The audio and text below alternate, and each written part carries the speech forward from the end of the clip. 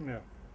Миладиновци. Обидот 920 книги со наслов бугарски народни песни од браќата Миладиновци како донација да завршат во Македонија не е случаен. Тоа е чиста пропаганда на нашиот источен сосед. И ова не е прв пат Бугарија да провоцира, манипулирајќи со делото на браќата Миладиновци. Да е почеток не е. Вакви притисоци се вршени од многу поодамна. Секако дека не боли, вели Ристо Миладинов, потомок на браќата Миладиновци.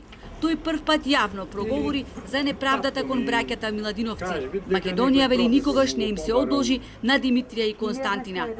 Димитрија Миладинов фигурира како прв македонски национален преродбеник, кој што во црквите барал да се воведува македонскиот јазик, народниот говор, старославјанскиот, за народот да го разбират шопејт свештеникот. Барал свештеници наши, македонски, а не грчки.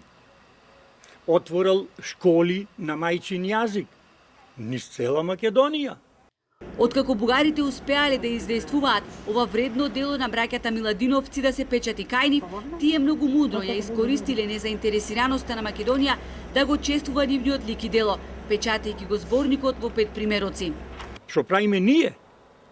Зошто ние малчиме? Зошто малчиме ние? Не? Дај да издаваме и ние. Дај да правиме прослави и ние. Да кажеме, се срамиме ние, да кажеме дека Миладиновци се од Струга. Се срамиме дека имат потомци во Струга. Да се фалиме требит, а не да ме бркет. Останавме на маргините. Ние дојдовме едно време на улица да продаваме весници со тезга. И никој не се опули за тоа. Што е страшно.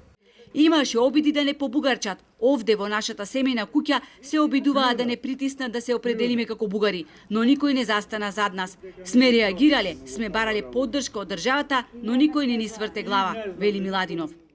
И сега, сето то се заборават, многу јубилеи поминале во Македонија, во Струга, за браќата Миладиновци, државава стално се оглушуваше од тоа. На сето тоа треба цврсто да се застане како држава, со сите пропратни установи кои што треба да им одговорат на тие негаторски однесувања нивни. Зборникот на Миладиновци за прв пат во Македонија беше отпечатен по повод 100 годишнината од нивната смрт. Миладиновци никогаш не престојувале во Бугарија. Откако пропаднал нивниот обид зборникот да се печати во Русија под притисок на римокатоличкиот епископ Јосип Јурај Штросмајер, зборникот се печати во Бугарија и добива наслов Бугарски народни песни од браќата Миладиновци. Иако во истиот се содржани 660 македонски песни и само 76 бугарски песни.